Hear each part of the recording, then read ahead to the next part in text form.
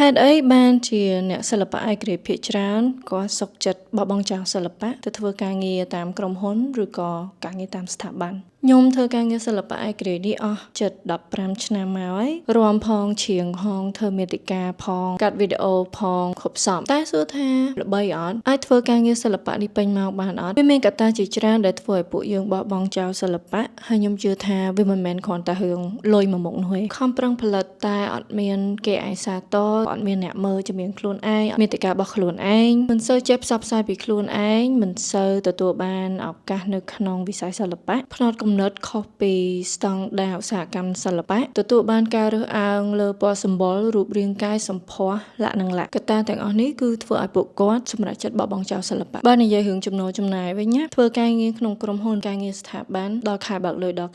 តែសួរថាធ្វើការងារសិល្បៈវិញចឹងអត់ចាគឺវាអត់ទេវាមានតក់មាននាលអ្នកទាំងអស់គ្នាដែលឮពាក្យគេនិយាយថាអូស្ដាយម្នាក់ហ្នឹងណាទេពកោសល្យគាត់ពិតជាល្អមែនតែហេតុអីអត់ល្បីចឹងណាសម្ពាធគ្រប់ជ្រុងជ្រោយខ្ញុំធ្លាប់ចាត់ទុកខ្លួនឯងជាអ្នកសិល្បៈដែលបរាជ័យម្នាក់ប៉ុន្តែខ្ញុំសម្រេចចិត្តឈប់ពីការងារចូលមកសិល្បៈវិញម្ដងទៀតហើយពេលនេះគឺខ្ញុំនៅចំណុចសឹងតែដក0ហ្មង page ខ្ញុំធ្លាក់ពី 98k នៅសល់តែ 78k ទេចម្រៀងឬក៏អាល់ប៊ុមដែលខ្ញុំធ្វើក៏អត់មានអ្នកស្ដាប់ច្រើនដែរចុះសួរថាមកវិញធ្វើអីព្រោះខាងស្ថាប័នគេមានបញ្ឈប់ខ្ញុំឯងខ្ញុំអ្នកឈប់ខ្លួនឯងនេះជាពាក្យមួយឃ្លាដែលខ្ញុំចង់ចែករំលែកខ្លួនឯងមិនមែនជាខ្លួនឯង This month I've been crying a few times because the pressure got to me នេះគឺជាអារម្មណ៍របស់ខ្ញុំ3ឆ្នាំចុងក្រោយដែលខ្ញុំធ្វើការនៅស្ថាប័នចាស់របស់ខ្ញុំហើយមិនមែនអត់ខំប្រឹងធ្វើការណាតែទាំងអស់គ្នាខំប្រឹងធ្វើការឡើងឈឺស្លាប់មួយថ្ងៃ8ម៉ោងពេលខ្លះឡើងដល់10ម៉ោងឡើងដល់12ម៉ោងប៉ុន្តែនៅពេលដែលយើងធ្វើអ្វីដែលមិនមែនជាយើងគឺយើងនឹងបាត់បង់ខ្លួនឯងពេលនោះហើយទើបខ្ញុំដឹងថា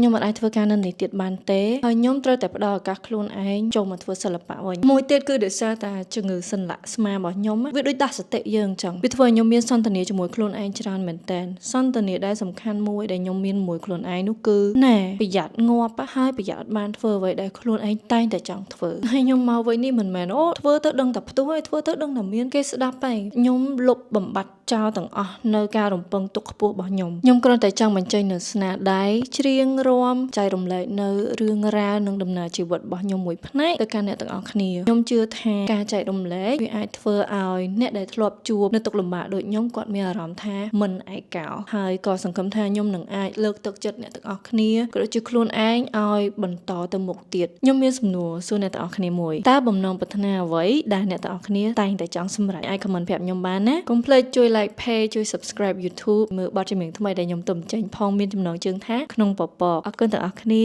ស៊ូៗទាំងអស់គ្នាណា